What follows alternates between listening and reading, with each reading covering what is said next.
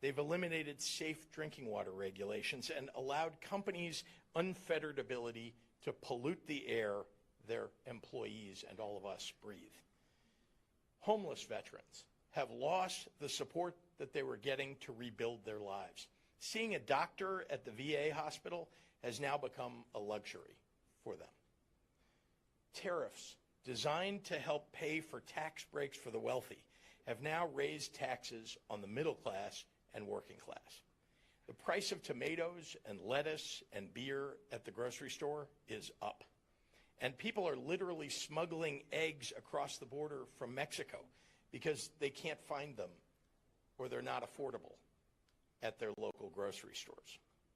And congressional Republicans are aiming at eliminating health care coverage for working families. It's a foregone conclusion unless the Senate Republicans defy Trump, and there's a fat chance of that happening.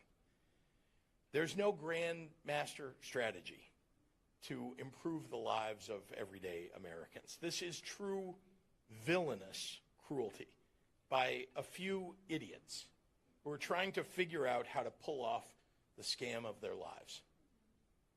They're armed with the power of the presidency, and their sights are aimed on working people, many of whom voted for them, never imagining what this would turn out to be. Here we are. Things are bad, and they're getting worse. They're now openly acknowledging that there will be a recession or stagflation, and they think that's okay. They're trying to sell it.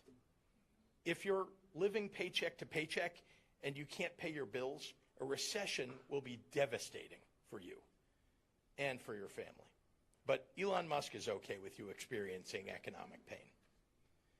This is all cruel, incompetent recklessness. And 60 days in, the signs are there. It's already pissing off everyday Americans. And here's where Democrats have to be honest with ourselves. Donald Trump didn't just ride into power on the backs of oligarchs who wanted tax cuts so badly that they were willing to throw a record stock market into the toilet for them. No, a number of Americans, 49.8%, went to the box agreeing with Democratic positions on the issues most important to their lives, and they picked the other guy. Democrats are the party whose policies are all about working families. We know this. This is CAP, after all. You guys write white papers about this. But when there's a disconnect between Democratic policies and people's recognition of those policies, we lose. If we want to regain the trust of the voters that we stand for, Democrats have to deliver. For sure, we have to call out the BS that Republicans have been selling. But meanwhile, Democrats have to make people's lives better. Now, I'm from Illinois. And when I won my first election, it was clear on day one that we had a government infrastructure that had withered from neglect and a lack of public trust. The state of Illinois government had been withering away. For decades, Illinois politicians underfunded schools and pensions and passed budgets with unsustainable deficits. But over the past 6 years, we've focused on fiscal responsibility. We've been lifting up working families and addressing social and economic justice. Democrats in Illinois have been steadily delivering on making life easier and more affordable. We've expanded child care, and we've enacted a universal preschool program. We've canceled $300 million of working class and middle class families' medical debts. And we've lowered the cost of prescription drugs. We've made college more affordable, and we've expanded financial aid by more than 75%.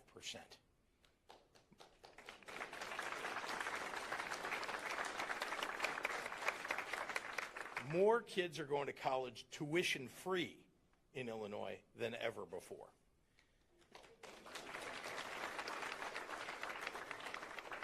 We eliminated the state tax on groceries. We lowered taxes on 300,000 small businesses, and we enacted a child tax credit. Now, I'm a businessman, and I'm the first one to tell you that government shouldn't be run like a business. But one thing I'm pretty good at is attracting new investment and jobs to our state. Illinois is now #2 in the nation for corporate expansions and relocation destinations. That wasn't the case 10 years ago or 20 years ago. We enshrined protections for reproductive rights 2 years before Dobbs. And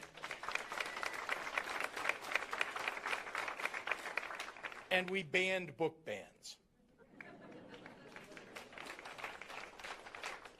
And we've made sure that the history taught in our schools is more honest and accurate, not less honest. I believe that the only way to govern is by delivering the big things that help people. And it's making it so that people who need to can afford a home and childcare. Making enough money so that they don't have to work their whole lives. They can actually retire. It means making it easier to get an education, to start a small business, become financially stable. And yes, in this day and age, it means fighting for all of that while defending what it means to live in a constitutional republic.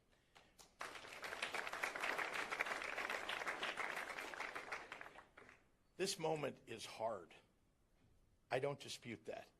But there's clarity in being on the side of human decency and kindness. It means that when challenges arise, you have something to hold on to anchor to, a hope to fight for. About 150 years ago, the great city of Chicago burned to the ground. 1 in 3 residents was left without a home. And facing that devastation, leaders might have been so paralyzed by the overwhelming task at hand that Chicago's story could have been left to the ash heap of history. But the city wasn't just rebuilt, it was reborn. Chicago went from a small Midwest town to one of the biggest cities in the United States. Entrepreneurs and innovators flocked in. Residents buckled down. Chicago rose from the ashes to demonstrate what American ingenuity looks like. It would have been easy for our city leaders to throw in the towel, to string together a middling recovery in the face of enormous despair. But when the cinders and the ash cleared, Chicagoans had built architectural wonders and literally went on to invent the first skyscrapers. It seems wherever we look right now, there is fire, there are embers. Trump and his bootlickers designed it that way. It should scare us, but it should not deter us. So let it instead be a call to action to all of us. Together we can build something bigger and better.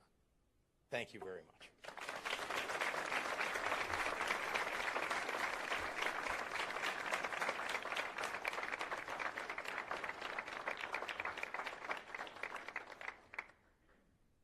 Thank you so much for those remarks, Governor Pritzker. I'm going to ask a few questions, and then we'll take audience questions, so get your questions ready.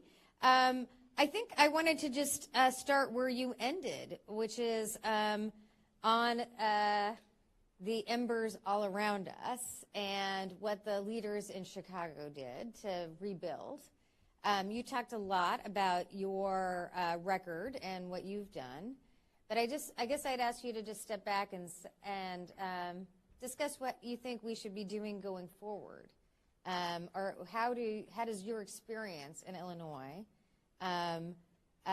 what do those experiences tell us about how we can have a vision for the future? Well, I think I mentioned to all of you, and I want to be clear. I mean, we were in pretty dire straits, and we had $17 billion of unpaid bills.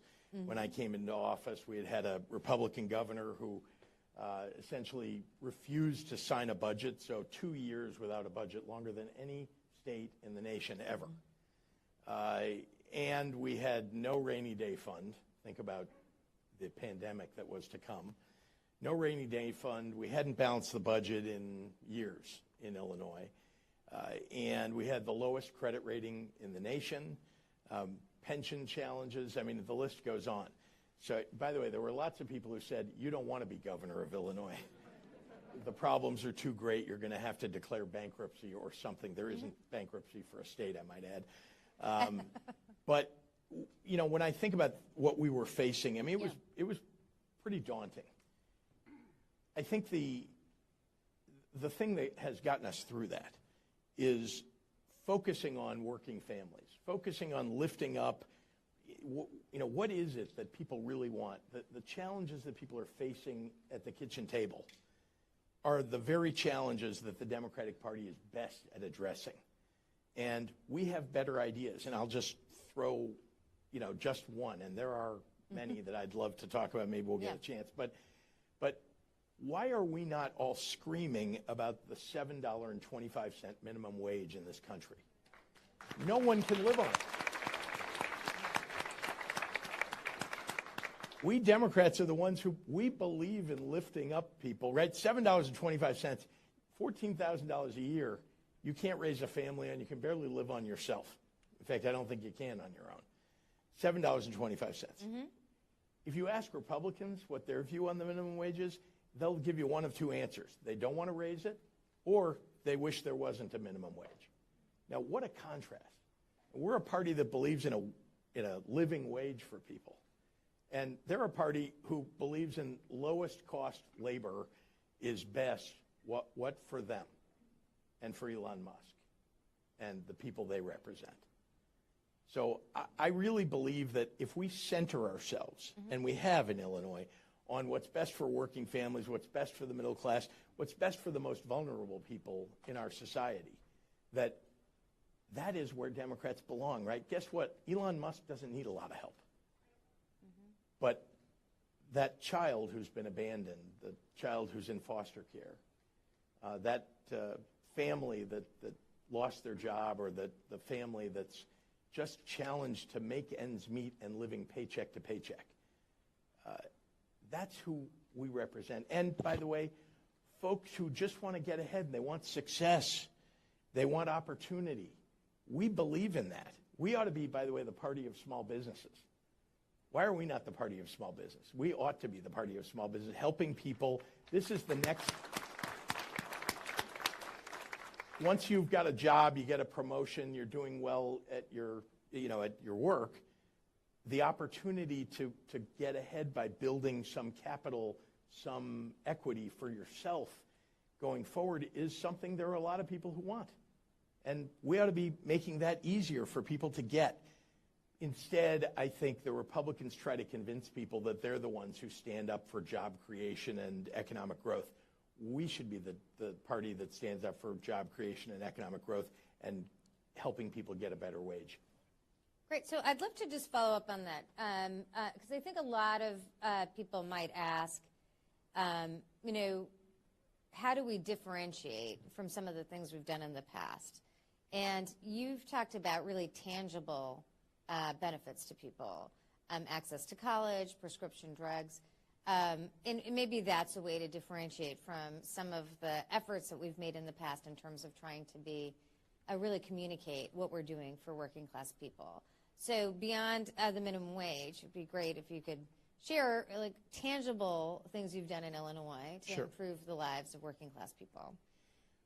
Okay, so let's, talk about the three big things, and there probably each of us could add a fourth and a fifth big thing that really matters in people's lives, right? Being able to get a good education.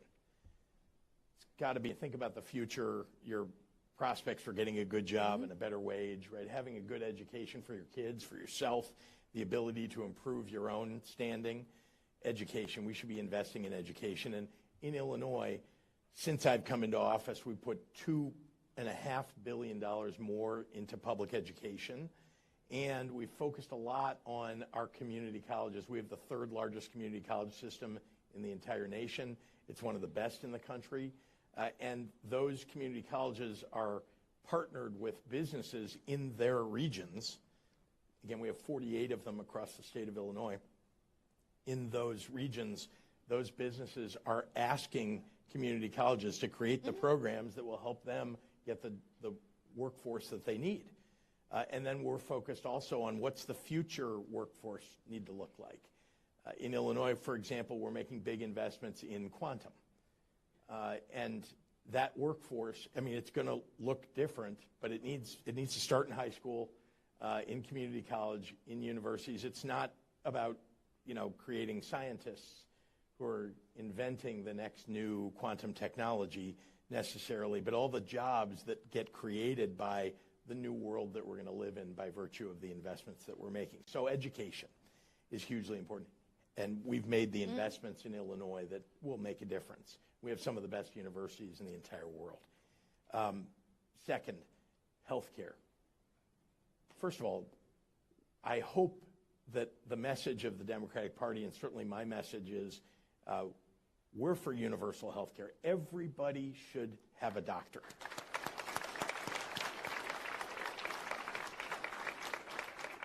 It's just like when I talk about early childhood, which I won't jump into now, but I mean, this is, when you make investments in early childhood, you're actually saving money over the long haul. The investments you make in those early years, the investment you make in people's health care and keeping people healthy, it's one of the reasons the Affordable Care Act is so successful, right? That it focused on that kind of preventative care. Making those investments has been hugely important. In Illinois, when I showed up in office, there were 140,000 Medicaid applications that the prior governor had just let sit there, like unprocessed applications. People who really need health care, unable to get health care just because, well, if you slow it all down, it's almost like what Elon Musk is trying to get our government to do now, but we went through it, 7 years ago, 8 years ago. So healthcare to me it's a right. It's also good for our society, and very importantly, I think good for our economy. If you want to be fiscally responsible, keep people healthy that live in your state. So healthcare, and we've made those investments. Not only do we process those 140,000, but we've also changed the way we deal with healthcare. For example, I don't know how many of you have had the experience of prior authorization, seeking prior authorization for some kind of insurance. You hope your insurance company will cover some kind of condition. They demand prior authorization on so many important things, including emergency mental health. Now think about this, and I have a friend who called me to tell me his personal story, that his daughter was having a mental health crisis. She, in fact, one night tried to commit suicide. And he obviously called an ambulance. They were in an ambulance together on their way to a hospital that had a care unit for people who had mental health issues. And he had to call his insurance company to get prior authorization to allow her to check into this hospital. They rejected it. Now, what are you going to do? Your daughter just tried to commit suicide. I mean, it really chokes me up. What would you do if you couldn't afford otherwise? He happened to know somebody at the hospital, and so he called and said, I am going to make sure that they cover me. I promise you, I will write the check myself if I need to or work it off, but please let us come. And they did. Now, eventually, he got the insurance company over the next 24 hours to do the right thing. But we have now made it illegal in Illinois for insurance companies to deny emergency mental health care.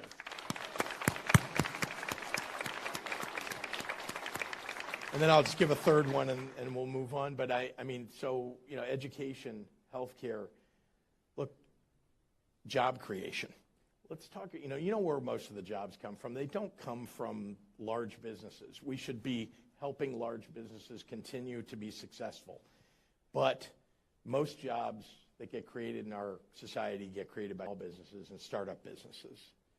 And there are a lot of people with really good creative ideas. And some people will start businesses and fail. That's true. But there are also a lot of businesses that get started that succeed, and wildly so. I often remind people that the big name companies in Illinois that you can think of, John Deere, for example, Navistar and others, those companies were small startup businesses at some point. Now they're huge employers in the country and in the world, but they were just startup businesses at one time.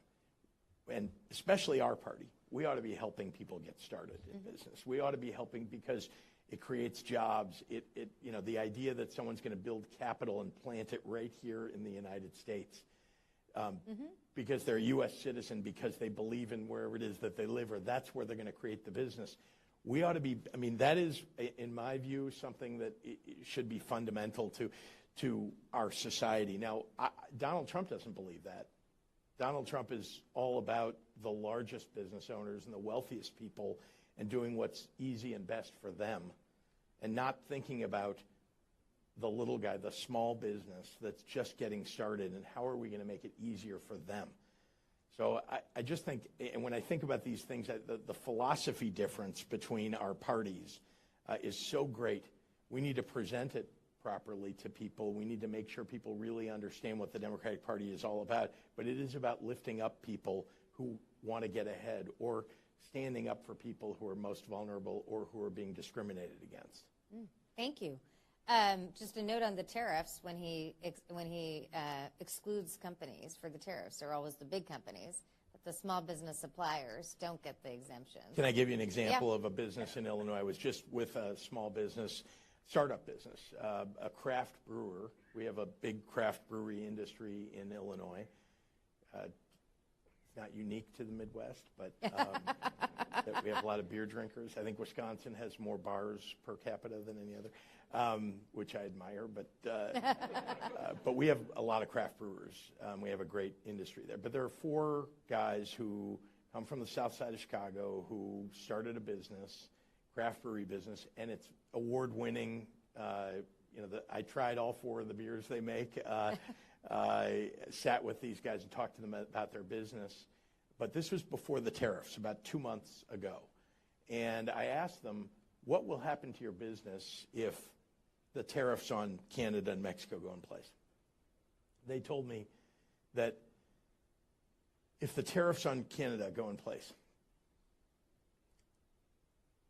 the cost of barley will go up by 25%, and that's a prime ingredient, and they buy it from Canada. The cost of aluminum to make the cans that they put their beer in will go up enormously, and to buy a can of their beer will go up at least 25%, partly because others will take advantage of the fact that the smaller startup business will struggle. And so these guys said, if the tariffs go in place, we may have to go out of business. Well, here we are. Those tariffs are in place. And unfortunately, that brewery is going to struggle. Now, they're hoping and praying that these tariffs will end sometime soon so that they can continue on the path of building their business before they have to go out of business. But this is the kind of example that, the tariffs are having a terrible effect on, again, it's go to the grocery store, your tomatoes, your lettuce, your beer at the grocery store. By the way, the big beer companies, they're going to absorb some of the costs for a little while. They're going to suffer profitability. But they're going to be able to survive for some period of time, and also they're global. The small beer companies and the startup craft brewer aren't going to make it if Donald Trump succeeds at what he's trying to do.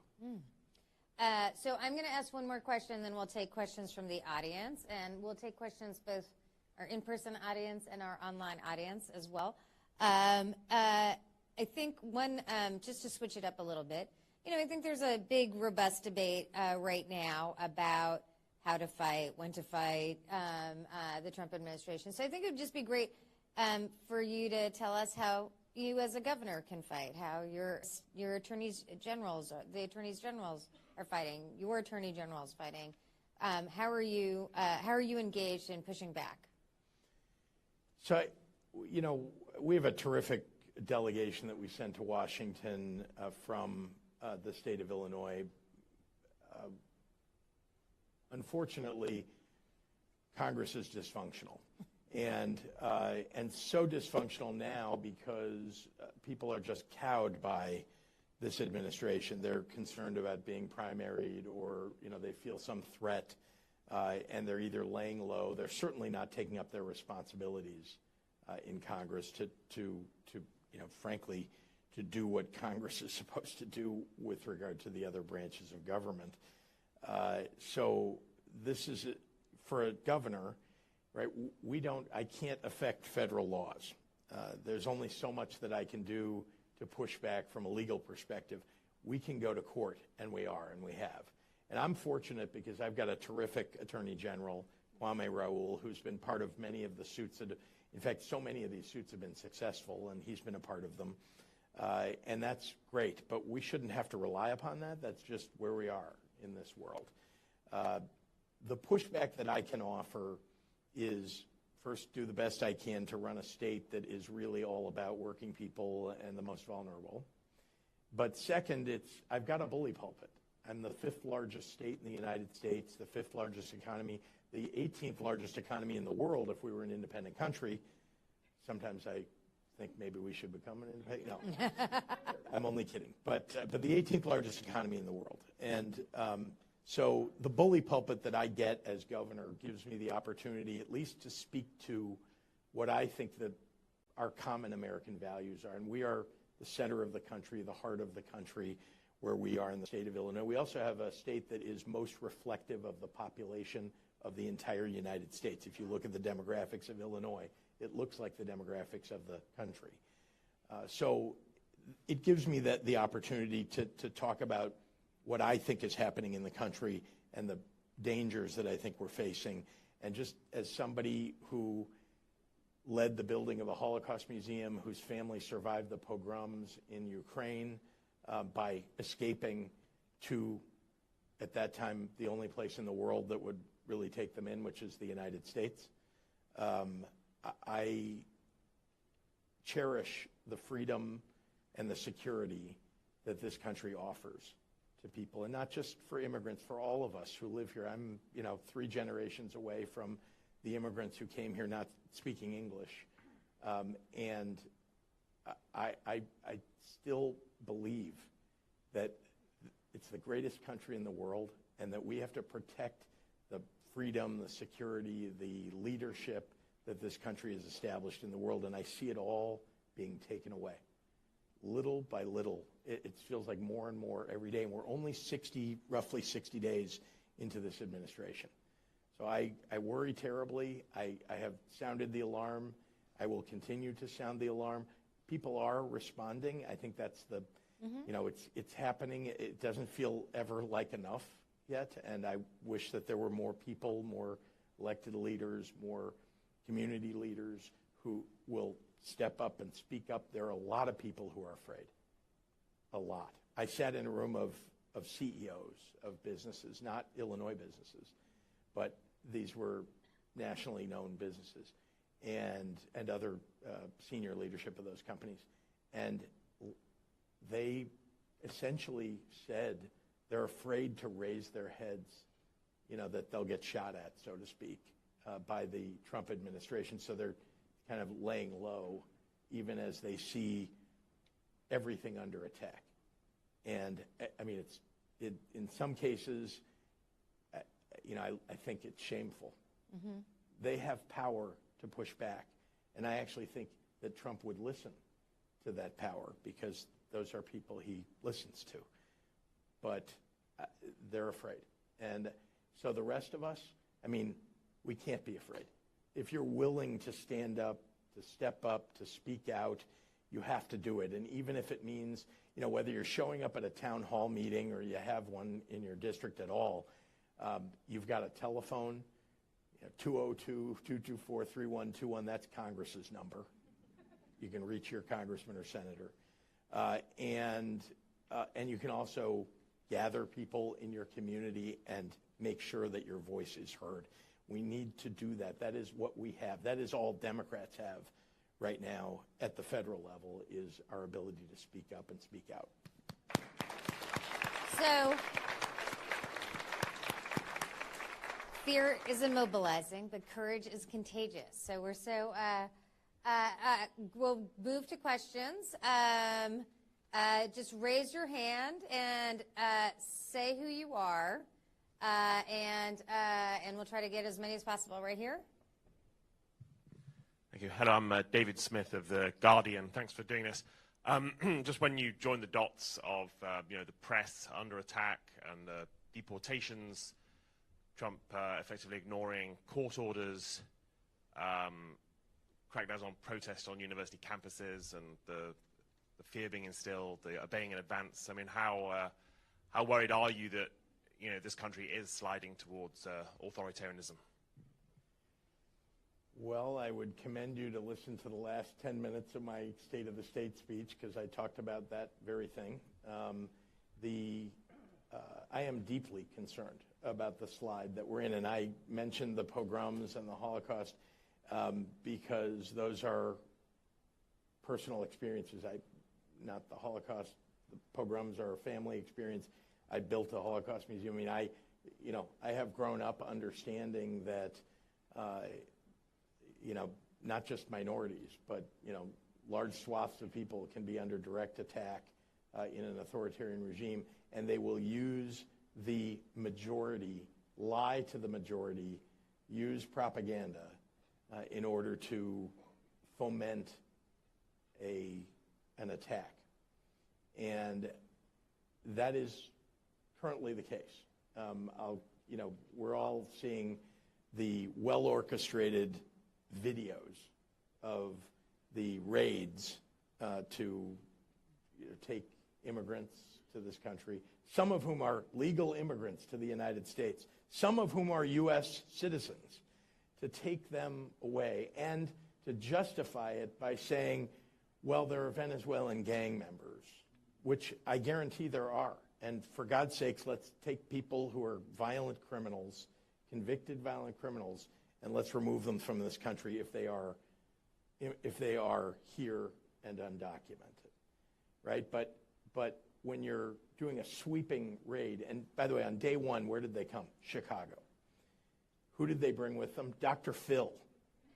I'm not exaggerating. They brought Dr. Phil to Chicago with his new online TV channel.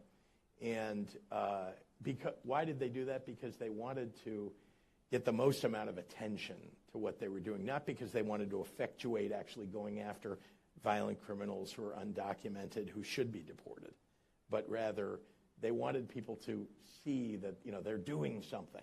And so they'll just take sweeping hundreds of people and take them out of the country. So look, you mentioned a lot of things, and the defying court orders is a whole other topic of conversation, hugely important, again, what authoritarian regimes do. But here's the thing you all ought to do is, if you haven't already read about Orban in Hungary, go read about what he did steadily, not that slowly, to put the noose around that country. And Donald Trump admires Orban. And I believe he and his team have learned from that and are replicating that. Thank you. Right here? Thanks. Joe Perticone with The Bulwark.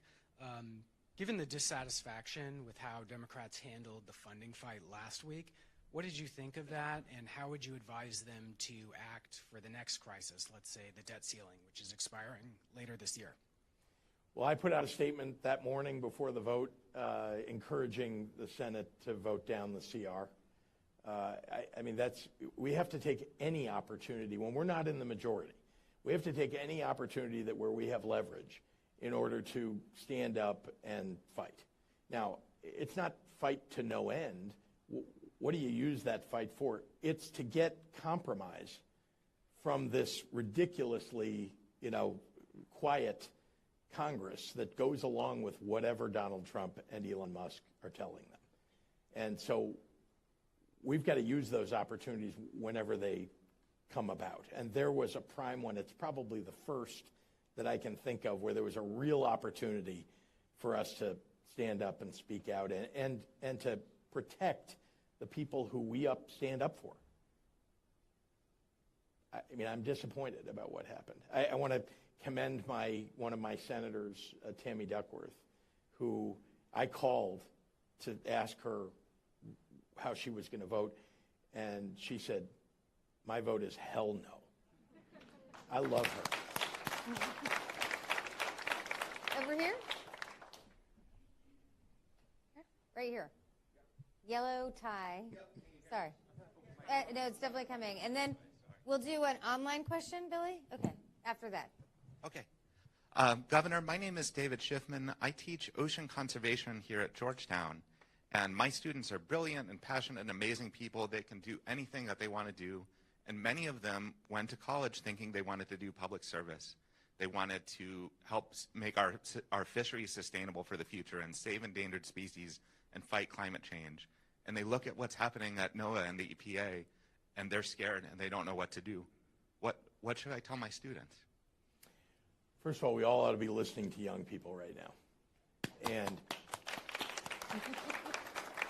And they didn't expect that their public service was going to be what I'm about to say, but this is what the public service is that we need them to do, which is get out there in the streets. I mean, protest, show up, and make it clear, write letters, do anything that you can to be noticed. And it isn't just on the subjects that they're studying and that they want to be expert at, but rather about, you know, the organization and delivery of services by this government. And so that's the public service that they didn't expect they'd have to do to fight for democracy, but that is what they're going to have to do right now. Now, eventually, we're going to get, I mean, I'm an optimist, though this is a trying time for optimists. But eventually, we're going to get back to a world where what they were aiming to do will be a reality. But, you know, when you talk about NOAA being, you know, halved, I can tell you I'm in a state where we have tornadoes somewhat regularly. We have floods somewhat regularly, certainly more regularly than ever before. And we need NOAA. And now we've put millions of people in danger as a result of the cuts that you're referring to. And so we need your students. We still will need your students. And I think that people are waking up to this idea that lives are threatened. I mean, already, I guarantee you people have lost their lives because of some of the cuts that have been made, certainly overseas. And when they get to Medicaid, which they're coming for, people right here at home and in your own neighborhood, and it's not just poor people, it's your grandmother in her nursing home. She's going to have to leave the nursing home and come home, and you're going to have to take care of her. And she's not going to get the kind of care that she deserves. And she's just one example, but I mean, this is what's happening in our country. So people who thought they were, listen, do you think I thought when I ran for governor that, you know, we'd be faced with, I knew when I ran, because Donald Trump was president, that I'd be, you know, dealing with Donald Trump for those 2 years at least. But I have to say, I did not expect what we are seeing right now in our country. And it pisses me off. And it makes me want to fight even harder.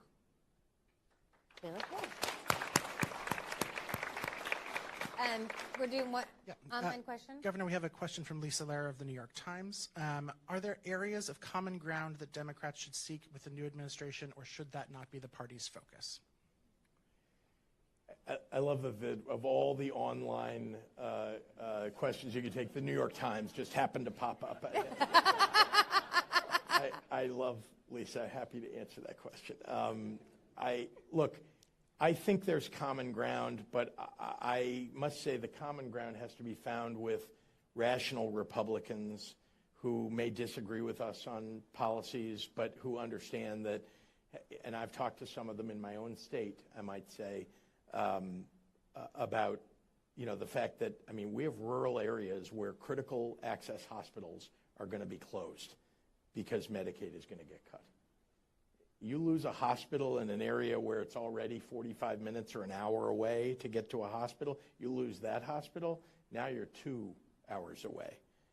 And, I mean, if you're looking for emergency care, you're not going to be able to find it fast enough, I mean. And so, and the same thing in the city of Chicago, safety net hospitals, same thing.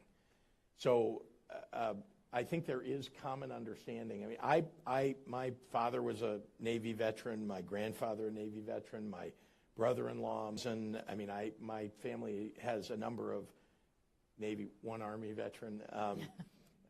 We don't hold it against them. But veteran services, I mean, I've already seen homeless veterans are being tossed aside. And it's just cruel.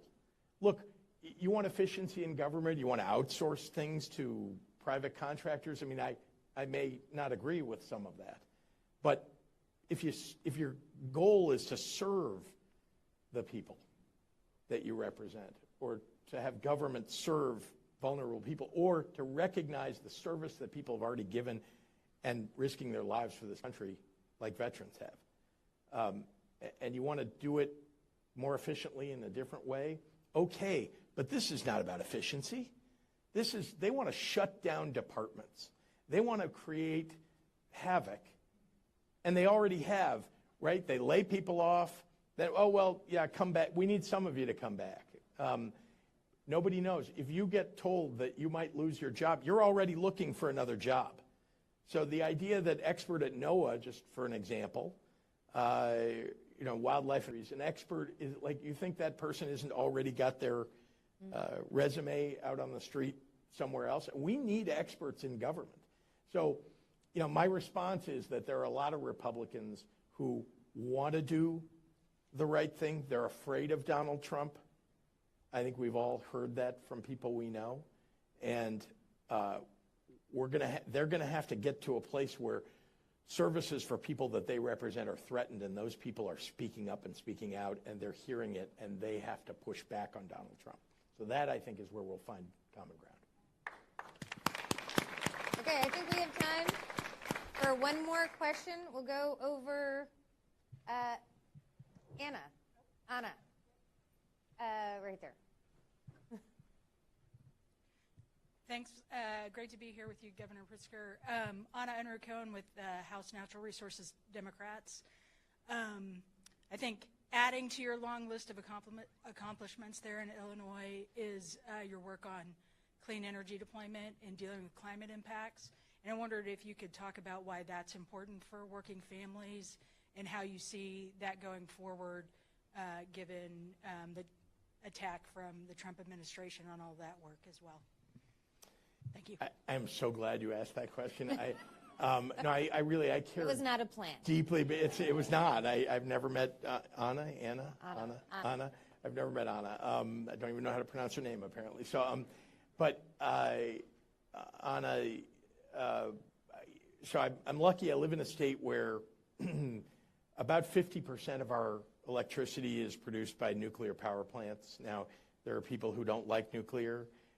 But I have to say, in a world where we need to move very quickly toward a renewable and clean energy powered world, we're in decent shape. The problem is we didn't have the policies in place to expand beyond where we were, which was about 52% nuclear, about 7.5% renewables, and the rest was natural gas and coal.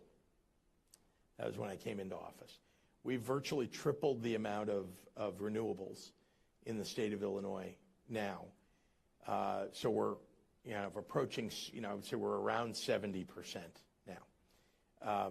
It's not enough, but it's a pretty good direction. Why does it matter to average working families? It matters because if we produce energy at a reasonable cost and we're growing the amount of energy that's available, we're lowering the cost of electricity. Now, that's hard in a world that's, where we've had inflation and lots of other world disruption affecting lots of different kinds of fuels.